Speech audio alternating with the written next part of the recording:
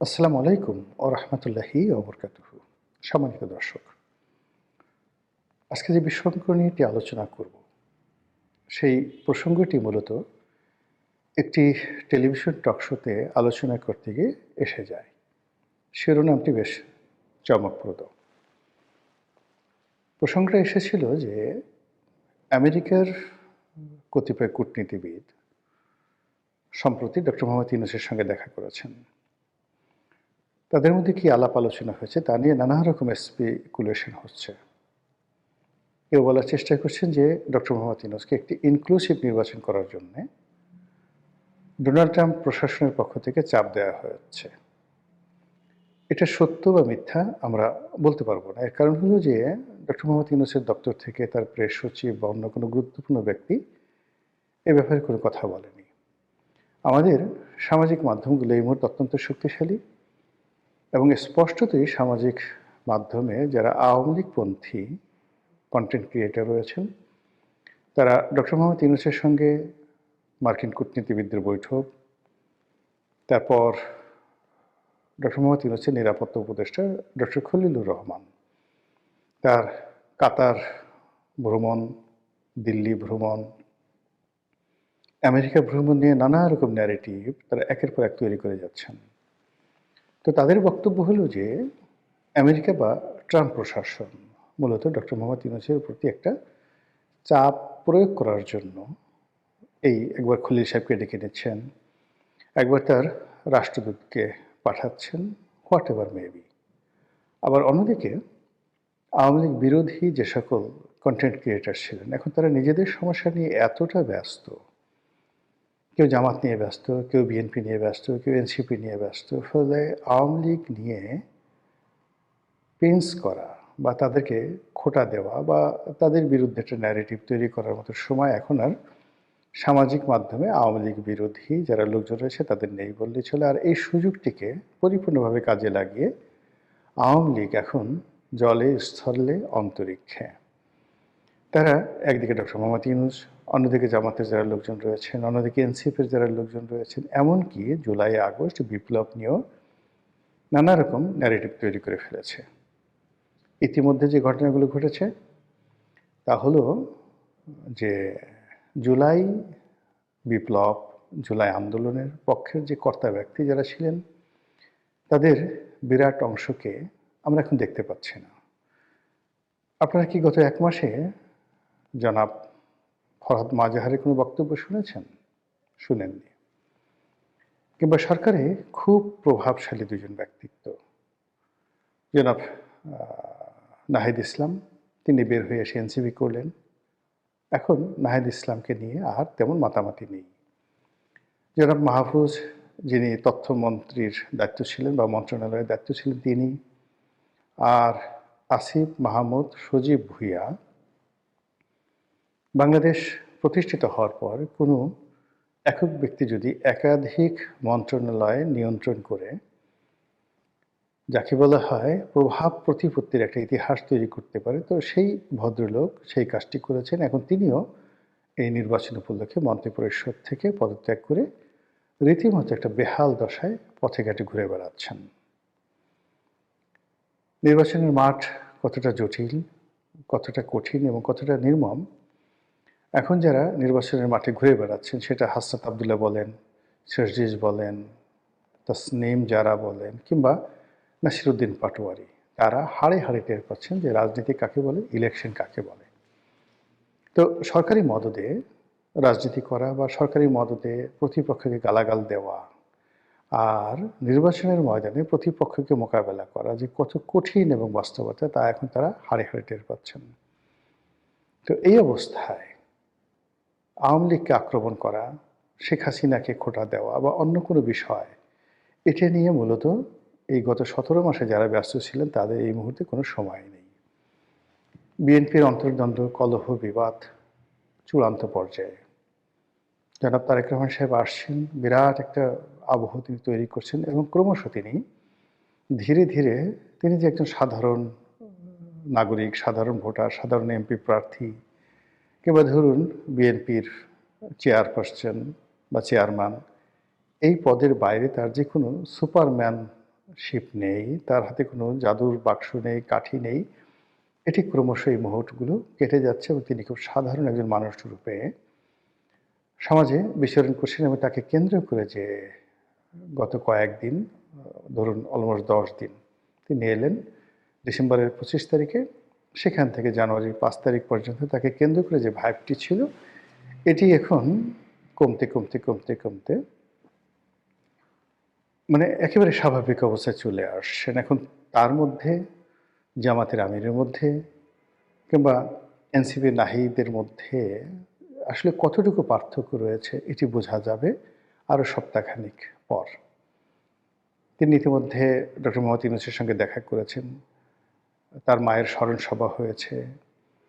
তো তাকে কেন্দ্র করে নানা রকম, তিনি যে একজন মহামানব, অতি ভদ্র মানুষ, তার যে অনেক সুপার কতগুলো কোয়ালিটি রয়েছে ইত্যাদি নানা বিষয় খাওয়ানোর চেষ্টা করা হচ্ছে, ব্র্যান্ডিং করার চেষ্টা করা হচ্ছে অত্যন্ত, যাকে বলা হয় ম্যাথমেটিক্যালি।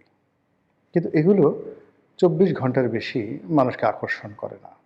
মানুষ তার চিরাচরিত সমস্যার মধ্যেই থাকতে চায়।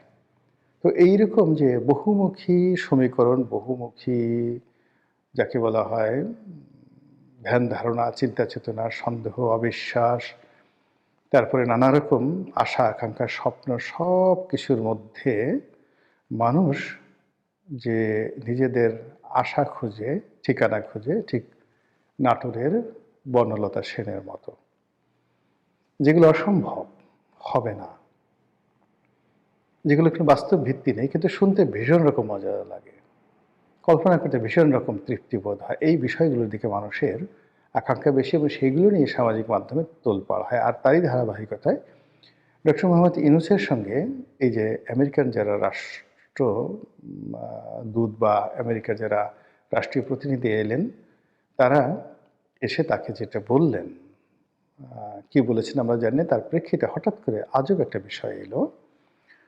ডক্টর মোহাম্মদ ইউনূস বললেন যে আওয়ামী লীগ তাদের সঙ্গে রিকনসিলিয়েশন হতে পারে যদি তারা সরি বলে, দুঃখ প্রকাশ করে। আর এই যে আওয়ামী লীগের সঙ্গে রিকনসিলিয়েশন বা আওয়ামী লীগের সরি বলা, দুঃখ প্রকাশ করা, অপরাধ স্বীকার করা, এই বিষয়গুলো নিয়ে নানা সময় ডক্টর মোহাম্মদ ইউনূসের যে প্রেস সচিব আছে তিনি বিভিন্ন রকম কটূক্তি করেছেন। তো এই বিষয়গুলো নিয়ে যখন আলোচনা হচ্ছিল একটা টেলিভিশন টক শোতে, তখন উপস্থাপিকার জবাব দিতে গিয়ে আমি এখানে হঠাৎ করে বলেছিলাম যে আওয়ামী লীগের যে ইগোবোধ, তারা ইঁদুরের বিষ খেয়ে মারা যাবে, আত্মহত্যা করবে, ২০ তলা বিল্ডিং থেকে ঝাঁপিয়ে পড়বে, কিন্তু কোনো অবস্থাতেই তারা ডক্টর মোহাম্মদ ইউনূসের কাছে আত্মসমর্পণ করবে না, সরি বলবে না, এটা তাদের একটা ইগো। তো এই বক্তব্যটি অনেকটা ভাইরাল হয়ে যাওয়ার পরে আমার কাছে মনে হলো যে এই বিষয়টি নিয়ে আরেকটু বিস্তারিত আলোচনা করা দরকার। আমাদের দেশের যে রাজনীতি, সেই রাজনীতির মধ্যে প্রতিহিংসা একটা বিরাট ফ্যাক্টর।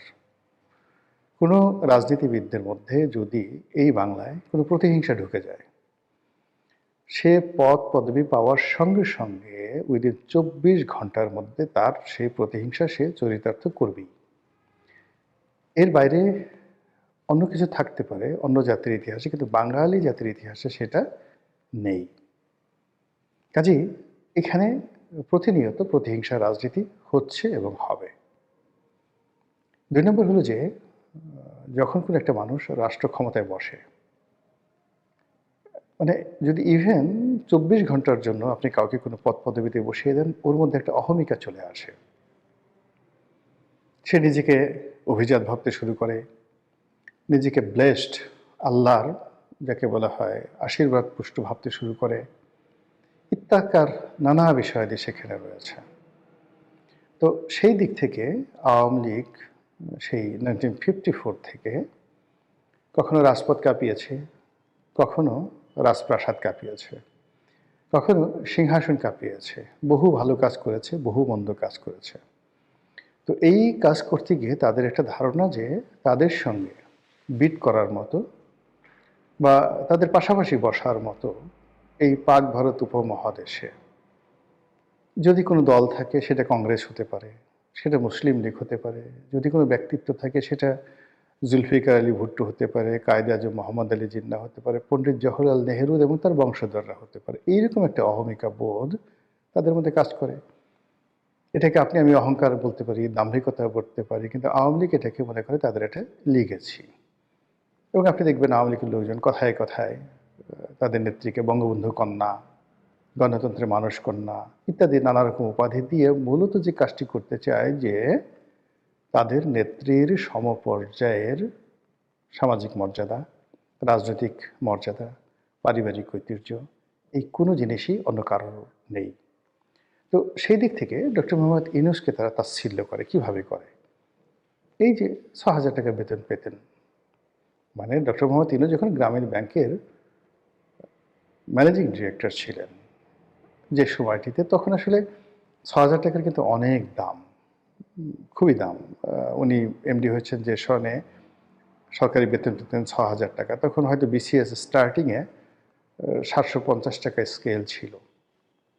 কিন্তু ওই যে মেজর জিয়াকে বলা হয় ৪০০ টাকার মেজর। তো ৪০০ টাকার মেজর বলতে যখন প্রেসিডেন্ট জিয়াউর রহমান ৪০০ টাকা বেতন পেতেন, তখন ১ ভরি স্বর্ণের মূল্য ছিল মাত্র ৬০ টাকা, ৬০ টাকা। তো সেই ৬০ টাকা যদি ভরি হয়, ৪০০ টাকাতে তিনি কয় ভরি স্বর্ণ পেতেন? এখন মানে ২.৫ লাখ টাকা করে স্বর্ণের ভরি। তো তার বেতন এই জমানাতে কত টাকা হতো? তো এরকম এই জিনিসগুলো আওয়ামী লীগ বিচার বিশ্লেষণ না করে শুধু জিয়াউর রহমান সাহেবকে ছোট করার জন্য খুঁটা দেবে ৪০০ টাকার মেজর। আবার যেই সময়টিতে উনি ৬,০০০ টাকা বেতন পেতেন, তখন প্রধানমন্ত্রীর বেতন কত ছিল? এমপিদের বেতন কত ছিল? মানে ওগুলো বলার মতো না, খুবই অল্প বেতন ছিল। হয়তো এমপিদের বেতন ২,০০০ টাকা ছিল। কিন্তু ওই যে বলার যে ৬,০০০ টাকার একজন মানুষ এই কাজগুলো করেছে, এত টাকা আসলো কোত্থেকে? হাজার হাজার কোটি টাকা, এত শিল্প কলকারখানা কোথায় পেলেন? এগুলো নিয়ে আওয়ামী লীগ ব্যঙ্গ করে। তারপরে আওয়ামী লীগ ব্যঙ্গ করে যে আমরা তাকে চাকরি দিয়েছি, আমরা তাকে ব্যাংক দিয়েছি, আমরা তাকে এটা করেছি, ওটা করেছি বলে খুঁটা দিয়ে দিয়ে এখন তিনি যেকোনো একটা পরিবেশ পরিস্থিতি, যেটা আমার বলা ঠিক হবে না, তিনি ক্ষমতায় বসেছেন। তাতে কি হয়েছে? আমরা গলায় দড়ি দিয়ে মরবো, বিষ খেয়ে মরবো। কিন্তু এই লোকের কাছে ৬,০০০ টাকা যার বেতন, তার কাছে গিয়ে আমাদের under the reconciliation rules and regulation আমাদেরকে সরি বলতে হবে, হাত জোড় করে ক্ষমা চাইতে হবে। এটা সম্ভব নয়। এই গেল একটা। অন্য আরেকটা পক্ষে তারা বলার চেষ্টা করছেন যে এখানে রিকনসিলিয়েশন আসছে কেন? রিকনসিলিয়েশন আসে যখন এটি ব্যক্তির অপরাধ থাকে, সে তার অপরাধ স্বীকার করে। কিন্তু যখন গ্রুপ অফ গ্যাং থাকে, একটা দল, একটা রাষ্ট্র, একটা সরকার কম্বাইন্ডলি অপরাধ করে, অপরাধ সংগঠিত করে, তখন সেখানে আসলে ফৌজদারি দণ্ডবিধি অনুযায়ী তাদেরকে কালেকটিভ ওয়েতে বিচার করা ছাড়া কোনো ওয়ে থাকে না। এখানে জেনারেল মার্সির কোনো বিষয় থাকে না। তো আওয়ামী লীগ তার সরকার থাকা অবস্থায় যে অন্যায়গুলো করেছে, দুর্নীতিগুলো করেছে, সেগুলো বিচার চলছে। আমাদের সাধারণ কোর্টে বিচার চলছে, আইসিটিতে বিচার চলছে, আরও বিচার হবে। এগুলো তো হচ্ছে। এখানে সরি বললে কি আমাদের সেই বিচার বন্ধ করে দেবে? তারা যদি এখন ভুল স্বীকার করে যে আমরা ভুল করেছি, তাহলে কি এই বিচার বন্ধ হয়ে যাবে? তাদেরকে জেলখানা থেকে ছেড়ে দেওয়া হবে? প্রশ্নই আসে না। ফলে বিষয়টা হলো এরকম যে বিচারের কাজ চলতে থাকুক, বিচার হতে থাকুক, যারা অপরাধী তারা শাস্তি পাক, আর যারা অপরাধ করেনি তারা মুক্ত থাকুক এবং তারা রাজনীতি করুক। এবং এই যে রাজনীতি, এটাকে আপনি কোনো সংজ্ঞার মধ্যে ফেলবেন না। এটা যেকোনো রাজনীতিবিদ, যেকোনো জনগণ, যেকোনো মানুষ, স্বাধীন দেশের নাগরিক, তার একটি মৌলিক অধিকার। তো সেই মৌলিক অধিকারের জন্য আমাকে কেন রিকনসিলিয়েশনে যেতে হবে, ডক্টর মোহাম্মদ ইউনূসের কাছে মাপ চাইতে হবে, এই কথাগুলো নিয়ে আওয়ামী লীগের লোকজন বিতর্ক করছে। আর এরই প্রেক্ষিতে আমি ওই যে শব্দটি, যে তারা বিষ খেয়ে মরবে, ইঁদুরের বিষ খেয়ে মরবে, কিন্তু তারা মাপ চাইবে না। আশা করি আপনারা বুঝতে পেরেছেন। মহান আল্লাহ আমাদের সবাইকে হেদায়েত দান করুন এবং হেফাজত করুন। আসসালামু আলাইকুম ওয়া রাহমাতুল্লাহি ওয়া বারাকাতুহু।